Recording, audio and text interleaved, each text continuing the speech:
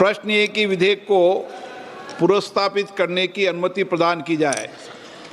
Item number 7। हाँ, अभी तो शुरू तो होने दो। डिवीजन ही रहता है संविधान संशोधन के अंदर। बिना डिवीजन के, बिना मत विभाजन के संविधान संशोधन नहीं होते हैं। आप तो वरिष्ठ नेता हैं। प्लीज। Item number 7।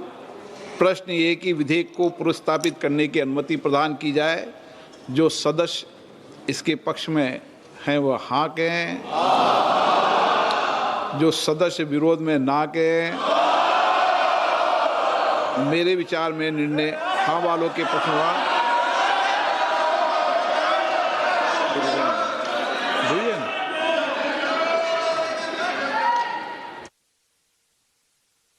ये कोई परेशानी नहीं है।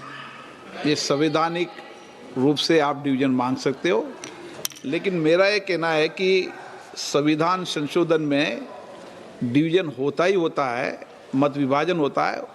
अभी का समय खर्च मत करो, बोलने का समय रहेगा आपका। विचार करो।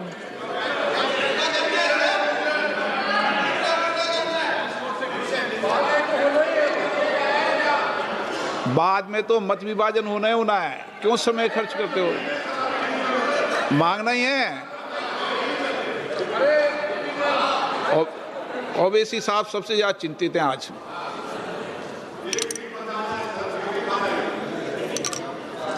लॉबी खाली कराया जाए।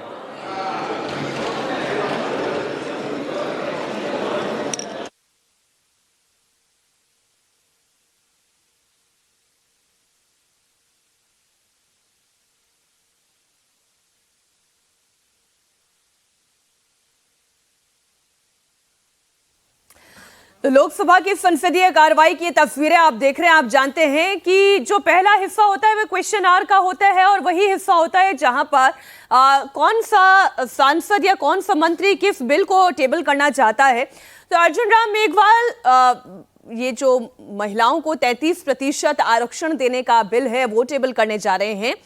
वहीं परिसीमन जो होगा, डीलिमिटेशन का बिल भी अर्जुन राम मेघवाल के द्वारा ही पेश किया जाएगा।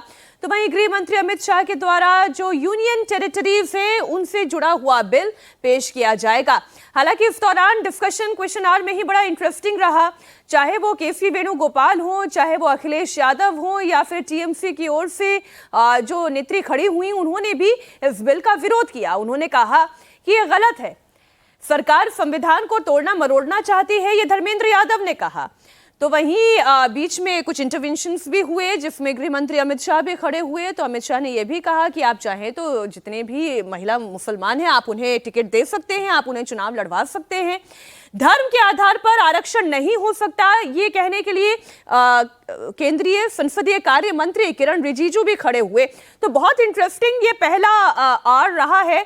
और अब ठीक 12 बजे जब ये बिल इस पर चर्चा शुरू होगी और अर्जुन राम मेघवाल इसे ओपन करेंगे, इसे टेबल करेंगे, तब और ज्यादा बारीकियां इस बिल की समझ में आएंगी। बिल्कुल मीनाक्षी, और जिस तरह से पहली बार देखने को मिल रहा है कि यहाँ पर भले ही विपक्ष इस बिल के खिलाफ है, लेकिन जिस तरह का माहौल रहा है वो वहां पर चर्चा होती हुई नजर आ रही है। और देश भी यही देखना चाहता है कि किस पार्टी की ओर से आखिरकार क्या राय रखी जा रही है, कौन से पार्टी के ओर से क्या कहा जा रहा है इस बिल को लेकर। और सरकार भी यही चाहती है कि चर्चा हो और एक एक सवाल का जवाब देने के लिए सरकार ने हामी भरी है।